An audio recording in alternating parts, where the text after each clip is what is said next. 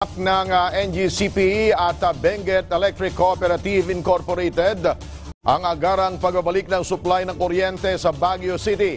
Sa ngayon kasi nasa 40% pa lamang ng supply ng kuryente ang naibalik sa bahagi ng Baguio City at La Trinidad. Ang sentro ng balita mula kay Jordan Campana live.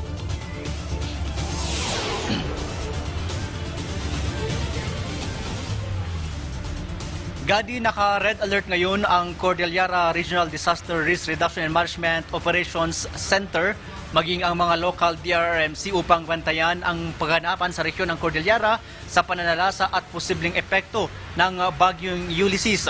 Sa ngayon nga ay nasa Tropical Cyclone Wind Signal number 2 ang lalawigan ng Benguet, kabilang na dyan ang Baguio City, ang Mountain Province at lalawigan ng Ifugao, habang nasa Signal number 1 naman ang lalawigan ng Abra at lalawigan ng Kalinga. Dahil sa bagyong Ulysses, nawalan ng supply ng kuryente ang malaking bahagi ng lalawigan ng Benguet at Baguio City mula pa kaninang madaling araw.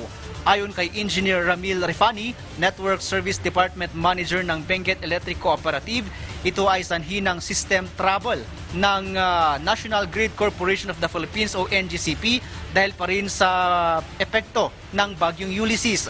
Ilang poste ng Beneco ang natumba at linya ng kuryente ang nasira, sanhi naman ng mga natumbang punong kahoy dahil pa rin sa lakas ng hangin na nararanasan sa lungsod ng Baguio.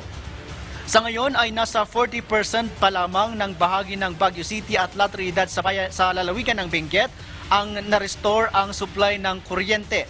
Tiniyak naman ng NGCP at pamunuan ng Benguet Electric Cooperative ang agarang restoration at patuloy na inspeksyon at clearing sa kanilang pasilidad at mga linya kahit may kasalukuyang bagyo o kasalukuyang nananalasa ang bagyong Ulysses.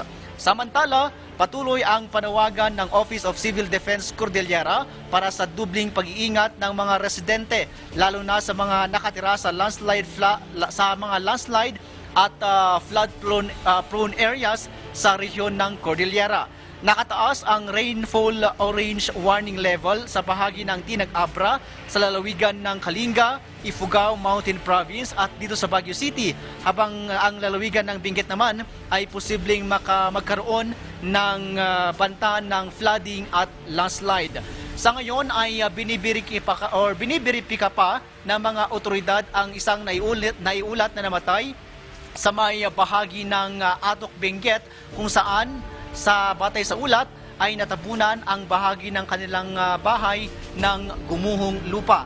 At meron ding naitalang minor landslide at pagkasira ng ilang infrastruktura sa iba't ibang bahagi sa mga kalsada dito sa Cordillera Region. Sa ngayon ay nararanasan pa ang malalakas na paghampas ng hangin at pag-ulan dito sa may Baguio City at sa lalawigan ng Benguet. Bunsod pa rin yan ng nararanasang epekto ng bagyong Ulysses. At yan muna ang pinakahuling balita live mula dito sa City of Pines o dito sa Baguio City. Jordan Campana ng PTV Cordillera para sa Bayan. Maraming salamat, Jordan Campana. At